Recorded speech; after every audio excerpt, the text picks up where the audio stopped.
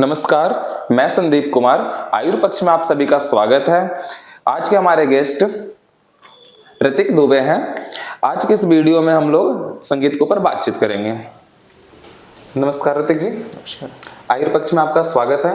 आज का हमारा विषय है आयुर्वेद और संगीत, कि आयुर्वेद और संगीत कैसे एक दूसरे से संबंध रखते हैं। तो आप हमें बताइए कि संगीत क्या चीज़ है, संगीत की आप व्याख्या कीजिए। संगीत हम सभी रोजाना अपनी जिंदगी में हमेशा सुनते हैं। जैसे हम गाने बजाते हैं अपने मनोरंजन के लिए। जी जी। तो संगीत में क्या है, अगर हम संगीत को समझाना चाहें तो संगीत में आप क्या सुनते हैं। संगीत में 3 चीजें का समावेश होता है। अच्छा। जैसे संगीत में हम सुनते हैं कोई गा रहा है, उसमें गायन हो गया, और जो उसमें जो इंस्ट्रूमेंट्स बज रहे हैं, जो वादक यंत्र हैं, तो और उसके साथ जैसे हम संगीत सुनते हैं तो हमारा मन प्रसन्न होता है। किसी किसी संगीत को सुन के हमारा नाचने का मन करता है। कुछ ऐसे संगीत होते हैं। तो संगीत को अगर हम पूरी तरह से समझाना चाहें तो ये 3 चीज़ों का समावेश होता है। अच्छा। संगीत में गायन, वादन और नृत्य, ये 3 चीज़ जब समावेश करती हैं, एक साथ मिलती हैं, तब उसे हम संगीत कहते हैं। ओके। ये तीनों एक मतलब ये तीनों आपस में स्वतंत्र हैं। एक मतलब ये संगीत अपना संगीत में ये तीनों का कॉम्बिनेशन ही संगीत है। हाँ, गायन, इन तीनों का वादन कॉम्बिनेशन। अब जैसे गायन अलग चीज है, वादन अलग चीज है, नृत्य अलग चीज है, बट ये तीनों मिलकर संगीत बन जाते हाँ, हैं। ये तीनों हम मिला देते हैं तो एक संगीत बन जाती है। ठीक है। ठीक है ऋतिक जी, आपने तो संगीत का अच्छा व्याख्या दिया। आप हमें ये बताइए कि ये संगीत का इतिहास क्या है और कौन कौन से शास्त्रों में इसका वर्णन मिलता है संगीत के बारे में। देखिए, संगीत जो है हमारे शास्त्रों में बहुत पहले से वर्णित है। हमारे वेद जिसे हम साम वेद कहते हैं, साम वेद में ही संगीत का वर्णन है। अच्छा। उसमें कहा गया है कि ब्रह्मा जी जो है, जो सृष्टि के रचयिता है, जो सृष्टि हमारी जो रची गई है एक संगीत के रूप में रची गई है। अच्छा। जैसे हम रिसर्च में, बहुत सारे रिसर्च में हमने पढ़ा है, सुना भी है कि हम अगर स्पेस में जाते हैं, जो साइंटिस्ट स्पेस में जाते हैं, उनको एक अलग प्रकार की ध्वनि सुनाई देती है। जैसे हम अभी भी हमने पढ़ा है कि हमें ओम उच्चारण वाली ध्वनि सुनाई देती है, जिससे हमारे पूरे शरीर में कंपन हो जाती है। हाँ, तो संगीत से क्या होता है, जैसे संगीत हम जैसे सुनते हैं या हम गाते हैं तो उससे हमारे शरीर में एक वाइब्रेशन फील होती है। जैसे हम अभी बोल भी रहे हैं तो हमारे वोकल कॉर्ड में एक वाइब्रेशन हो रही है, जिसकी वजह से हम बोल पा रहे हैं जी। तो जैसे हम संगीत गाते हैं या सुनते हैं तो हमारे अंदर एक वाइब्रेशन आती है जो पॉजिटिव होती है। जैसे संगीत हम किसी डिप्रेस्ड, जो मतलब मानसिक रूप से बहुत परेशान है, अगर उसको कोई हम अच्छा क्लासिकल संगीत, आजकल जो ये संगीत है वो नहीं, अगर हम क्लासिकल संगीत उसको सुनाते हैं, जैसे रिसर्च में पाया गया है कि राग भैरवी और राग ललित अगर ये सुनाया जाए तो हाइपरटेंशन वाले पेशेंट को, एंजाइटी डिप्रेशन वाले पेशेंट के लिए बहुत ही मतलब अच्छा फायदेमंद होता है, बहुत ही फायदेमंद है उनके लिए। तो इससे संगीत का हमें महत्व पता चलता है। और हमारे पुराने टाइम में जो इतने हमारे अच्छे अच्छे संगीतकार रहे हैं जो क्लासिकल म्यूजिक गाते हैं, तो उनके गाने सुन के हमें बहुत लाभ मिलता है। आपने अभी क्लासिकल म्यूजिक का नाम लिया, तो ये संगीत के कितने प्रकार होते हैं? संगीत को 3 प्रकार में बांटा गया है। अच्छा। एक होता है शास्त्रीय संगीत, एक होता है उपशास्त्रीय संगीत, और तीसरा है सुगम संगीत। अच्छा, क्या है ये तीनों? शास्त्रीय संगीत जो है, जैसे मैंने आपको बताया, क्लासिकल म्यूजिक, जिसमें सुर, सरगम वगैरह, जिनका ध्यान देके के अलग अलग टाइम पे अलग अलग राग बताए गए हैं कि किस राग को कब गाना चाहिए। हमने पहले भी सुना है कि तानसेन जो थे वो ऐसे राग गाते थे जिससे वर्षा हो जाती थी। कुछ राग ऐसे हैं जिनसे अग्नि प्रज्वलित हो जाती थी। तो रागों में वो शक्ति है कि वो इस प्रकार का काम कर सके। तो ये सारी चीजें हमारी शास्त्रीय संगीत में आती हैं, जो कि क्लासिकल म्यूजिक बोलते हैं। उपशास्त्रीय जो है वो हमारी फोक सॉन्ग्स होती हैं। जैसे हम रीजनल गाने जिसको कहते हैं, जैसे हरियाणवी हो गया, जो प्रॉपर हैं, आजकल के नहीं, जो प्रॉपर पहले टाइम में गाए जाते थे, वो उपशास्त्रीय होते हैं। ओके। सुगम संगीत क्या है, जो आजकल हमें सुनने में अच्छा लगता है, जो बॉलीवुड सॉन्ग्स होते हैं हमारे लेटेस्ट वाले गाने, लेटेस्ट वाले रैप वगैरह नहीं, जो बॉलीवुड सॉन्ग जिनको कहते हैं, तो वो सारे जो नए नए गाने हैं वो सुगम, हाँ, सुगम संगीत में आते हैं। अच्छा ऋतिक, ये जो भजन होते हैं, कीर्तन होते हैं, क्या ये भी संगीत के प्रकार ही हैं या फिर सभी एक ही चीज हैं? ये संगीत के प्रकार हम कह सकते हैं कि हाँ, ये एक तरीके का संगीत ही है, लेकिन भजन में और कीर्तन में बहुत ही अंतर है। जैसे हम सुनते हैं कि कीर्तन है, कहीं जागरण है, तो जागरण कीर्तन में क्या होता है, हम भगवान का, उसमें भी हम आध्यात्मिक तरीके से, दोनों ही आध्यात्म से जुड़े हैं, संगीत और भजन। लेकिन भजन में क्या है कि वो हम अपने आंतरिक शुद्धि के लिए करते हैं। अच्छा।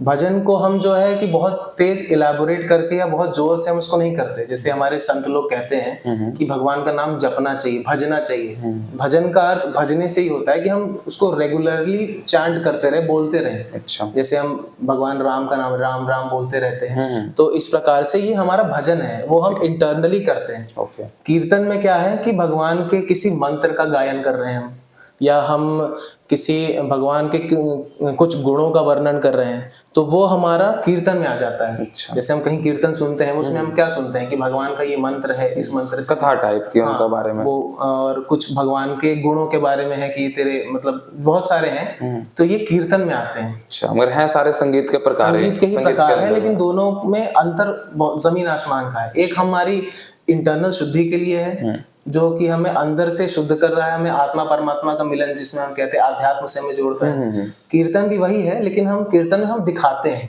अच्छा, बाहर से एक्सप्रेस करते हैं। हम एक्सप्रेस भी करते हैं कीर्तन में। देखिए हम नाचते झूमते भी, उसमें वादन यंत्र भी है, नृत्य भी करते हैं, तो ये पूरी तरह से एक संगीत का समावेश ही हो गया इसमें। ठीक है, ठीक है रजी, आप हमें अब ये बताइए कि जैसे आपका बैकग्राउंड आयुर्वेद से है, तो ये संगीत का आयुर्वेद में क्या रिलेवेंस है?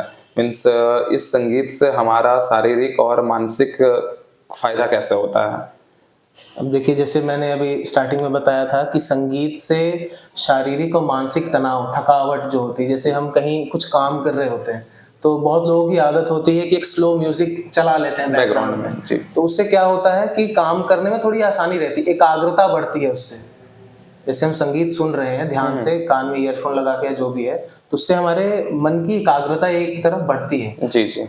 तो आयुर्वेद में या मेडिकल साइंस में बहुत सारे रिसर्चेस पाई गई हैं। जैसे अगर किसी को एंजाइटी है, परेशान है बहुत मानसिक रूप से, तो उसको एक क्लासिकल म्यूजिक, जो कि असली संगीत है, क्लासिकल म्यूजिक जो अलग अलग राग है उसमें जी, वो उस तरीके से उन्हें वो ट्रीटमेंट दी जाती है समय के अनुसार। जैसे हमारे पास 4 पहर हैं, तो पहर के हिसाब से हमें राग जो है उनके अकॉर्डिंग हमें गाने सुनाए जाते हैं। अच्छा। जो क्लासिकल म्यूजिक होते हैं, जैसे सुबह का टाइम है तो राग भैरवी हो गया, राग ललित हो गया, और रात का दोपहर का टाइम है तो जैसे कि राग जौनपुरी हो गया। ठीक है, तो ये सारी चीजें हैं चारों पहर के हिसाब से, इस टाइम के अकॉर्डिंग हमें कौन सा राग देना है, टाइम के अकॉर्डिंग कौन कौन सी। अभी जो लेटेस्ट रिसर्च में पाई गई है, जैसे बहुत सारे हॉस्पिटल्स में ये प्रैक्टिस भी हो रहा है कि हाइपरटेंशन वाले पेशेंट को, जिनको बीपी की समस्या है, तो ऐसे पेशेंट्स को, और जो माइग्रेन है, ठीक है, ये बीमारी ऐसी है जो आपको मानसिक रूप से परेशान करती है। ठीक है, शरीर इसमें विचलित होता है, तो इसमें क्या है कि म्यूजिक थेरेपीज दी जाती है। अच्छा। उन म्यूजिक थेरेपीज में क्लासिकल सॉन्ग्स या तो बजाए जाते हैं, या तो वो क्लासिकल सिंगर्स को हायर करते हैं, मतलब उन्हें बुलाते हैं, उनसे वो सारे राग के गाने गवाते हैं। ठीक है, उससे क्या होता है कि उससे पेशेंट को देखा गया रिसर्च में कि काफी हद तक उन्हें जो मेडिसिन लेके फायदा नहीं हो पाया था, वो इससे फायदा हो रही है। क्योंकि ये मन को शांत करता है, काम करता है, और बॉडी से रिलैक्स बहुत होती है। क्योंकि इसके ध्वनि से, जैसे मंदिर में जाते हैं, कहा जाता है कि मंदिर में जो घंटा लगा है, तो घंटा हम क्यों बजाते हैं? क्योंकि वो सारी तरह के जो पॉजिटिव वाइब्रेशंस हैं वो इकट्ठा करके वो हमारे मन, मतलब शरीर में धारण हो जाती है। अच्छा। तो जो क्लासिकल सॉन्ग्स हैं, उन राग में इतनी पावर है कि हमारे मन को जो है एक जगह संगठित कर देती है, और चीजें, व्याधियों को ठीक करती हैं वो। और जैसे अभी नए रिसर्च में पता चल रहा है कि हमारे ब्रेन में जो पिट्यूटरी ग्लैंड है, तो पिट्यूटरी ग्लैंड के सिक्रीशंस में, जो हमारे पिट्यूटरी ग्लैंड से जो भी शरीर में जो हार्मोन सिक्रीट होते हैं, तो पिट्यूटरी ग्लैंड को सिक्रीशन में हेल्प करती है संगीत। अच्छा। जो हमारे शरीर में वाइब्रेशन होती है, तो उसके द्वारा हमारे पिट्यूटरी ग्लैंड को बहुत हेल्प मिलती है, जो हार्मोन सिक्रीट करती है। अच्छा। उसके अलावा जो हमारे रक्त प्रवाह हो रही है शरीर में, जो ब्लड फ्लो हो रही है, उसमें भी काफी हेल्प मिलती है। मैंने आगे बताया था कि हाइपरटेंशन में बहुत मददगार है जो भी राग है। तो नए रिसर्च में से पाया जा रहा है, इसलिए अब मॉडर्न प्रैक्टिस में और आयुर्वेद में तो बहुत पहले से वर्णन है। जैसे हम मंत्र उच्चारण करते हैं, आयुर्वेद में कहा गया है, अगध में हमने जैसे पढ़ा है कि अगर विष की चिकित्सा है तो उसमें बहुत सारे, या किसी भी शल्य चिकित्सा है जिसमें, तो उसमें कुछ मंत्रों का उच्चारण होता है। हाँ, बैकग्राउंड में चलता है, या तो फिर एक कुछ संत लोग या जो भी आचार्य हैं, तो वो मंत्र उच्चारण भी करते हैं साथों साथ उस क्रिया के साथ। तो उससे क्या है, एक अलग पॉजिटिव एनर्जी, प्रभाव बढ़ जाती है, चिकित्सा की प्रभाव प्रणाली बढ़ जाती है जी। और जैसे कि कहा जाता है कि प्रेगनेंसी के दौरान जो महिला है उसको अच्छे संगीत सुनने चाहिए, इससे बच्चे के ऊपर अच्छा प्रभाव पड़ता है, गर्भ संस्कार। हाँ, तो क्लासिकल म्यूजिक जैसे हो गया या भजन हो गया, तो इससे जो है कि बच्चे का मानसिक जो डेवलपमेंट है वो बहुत अच्छा होता है। और कुछ स्टडीज में ये भी पाया जाता है कि जैसे गाय, मतलब कहीं मैंने पढ़ा था कि गाय को जैसे हम संगीत सुना रहे हैं जी। तो जो वो दूध निकलता है वो ज्यादा मात्रा में आता है। अच्छा, संगीत सुनने से। ये भी कहीं पढ़ा गया था, बहुत जगह रिसर्च में पाया गया है। आपने तो काफी अच्छा बताया कि आयुर्वेद और संगीत का क्या संबंध है। आप हमें ये बताइए कि जो ये संगीत है, इसे सुनने का कोई निर्धारित समय है या हम कभी भी सुन सकते हैं, गा सकते हैं? देखिए, अगर मनोरंजन की दृष्टि से देखा जाए तो उसका तो कोई समय नहीं है, कोई कभी भी कोई भी गाना सुन लेता है। अगर हमें चिकित्सा की दृष्टि से अगर हम उसको देखें कि हमें उसको एक थेरेपी के रूप से देनी है, तो उसके लिए समय निर्धारित है कि सुबह के टाइम आपको इस प्रकार का संगीत सुनना चाहिए, दोपहर को ऐसा सुनना चाहिए, इस राग में, इस तान में हमें ऐसा संगीत सुनना चाहिए। तो ये चिकित्सा के अगर हम दृष्टि से देखें तो ये महत्वपूर्ण है समय देख के। वरना ऐसे तो कभी भी कोई दो ईयरफोन लगाओ या म्यूजिक सिस्टम लगाओ, किसी भी प्रकार से अपना मनोरंजन कर लेते हैं संगीत के तौर पे। अगर कोई मानसिक रूप से परेशान है, अगर वो बहुत ही मतलब तनाव में ग्रस्त है, तो उसको कोई भाई, उसके लिए ये कहा जा सकता है कि हाँ, उसको कोई उस समय कोई ऐसी संगीत सुनाए जिससे उसका मन प्रसन्न हो, ठीक है, जिससे उसका मनोरंजन हो सके उस टाइम पे।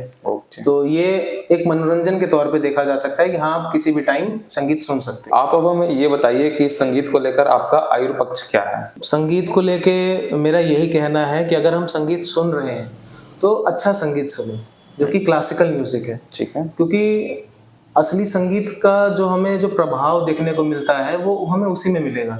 या फिर हम उपशास्त्रीय संगीत सुने, क्योंकि सुगम संगीत जो है ये सिर्फ हमारे मनोरंजन के लिए है।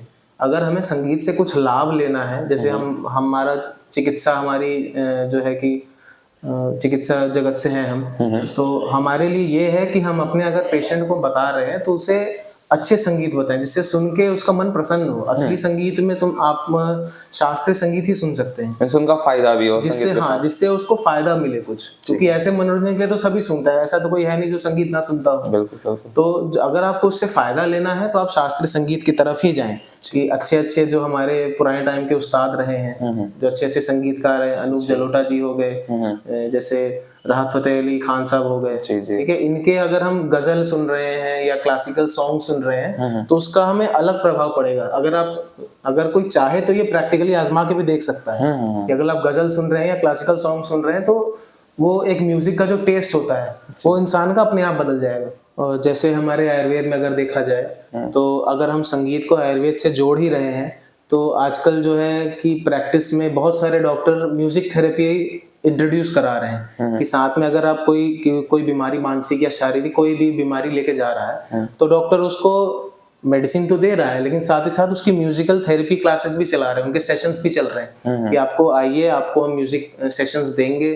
ठीक है, तो उस हिसाब से क्या है कि चिकित्सा में आपको एक लेवल ऊपर की मदद मिलती है कि दवाई से तो आप ठीक कर सकते हैं, लेकिन उसके अलावा आप म्यूजिक सुन के आप उसको मानसिक रूप से कितना शांत कर पा रहे हैं, क्योंकि उसका मन विचलित है, शरीर में जो उठापटक चल रही है, तो संगीत से जो क्या है अंदर जो वाइब्रेशंस फील हो रहे हैं, जो पॉजिटिव वाइब्स अंदर आ रही हैं, तो उससे दवाइयों का प्रभाव और बढ़ जाता है। और अगर मन हमारा शांत रहेगा तो फिर शरीर भी शांत होगा, शारीरिक व्याधियां भी खत्म होंगी। क्योंकि मन अशांत होना ही एक तरीके से व्याधि है। जैसे हमारा शरीर अशांत है, आप खुश नहीं है, तो आपको अलग अलग तरीके की बीमारियां होंगी। बिल्कुल। अगर आप अच्छा संगीत सुन रहे हैं या आप अच्छे संगीत के रुचि रखते हैं उसमें, तो आपका मन अपने आप प्रसन्न होगा। आप दवाई लें या ना लें, अगर बहुत मतलब गहरी बीमारी है तो आप उसके लिए क्या है, आप दवा भी लीजिए, वो जैसे डॉक्टर जो संगीत जिस हिसाब से बताए, जो सेशन चले वो सब आप कीजिए। नहीं तो फिर आप सिर्फ अगर क्लासिकल सॉन्ग भी सुन रहे हैं ना तो आपका मन प्रसन्न रहेगा, जिससे आप रोग मुक्त भी रह सकते हैं। आपने तो बहुत बढ़िया व्याख्या करा संगीत का और आयुर्वेद के साथ बहुत अच्छी तरीके से इसे जोड़ा है। तो मेरा आपसे एक निवेदन ये था कि अगर आपके मन में कोई भी संगीत आ रहा हो तो क्या आप हमारे दर्शकों को 2 पंक्तियां सुना सकते हैं? जी बिल्कुल। अभी तो मन में गाना आ रहा है जो बहुत अच्छा एक पुराना गाना है जी, उसकी 2 लाइन में आपको सुनाऊंगा। कुछ पाकर खोना है, कुछ खोकर पाना है, जीवन का मतलब तो आना और जाना है। दो पल के जीवन से एक उम्र चुरानी है, जिंदगी और कुछ भी नहीं, तेरी मेरी कहानी है। Thank you. बहुत सुंदर गाया आपने प्रतीक, बहुत बहुत शुक्रिया। इस वीडियो को यहाँ तक देखने के लिए आप सभी लोगों का धन्यवाद। उम्मीद है आप सभी ने कुछ नया जाना होगा और सीखा होगा। इसी तरह के और वीडियोस देखने के लिए चैनल को सब्सक्राइब करें और इस वीडियो को लाइक एंड शेयर करें।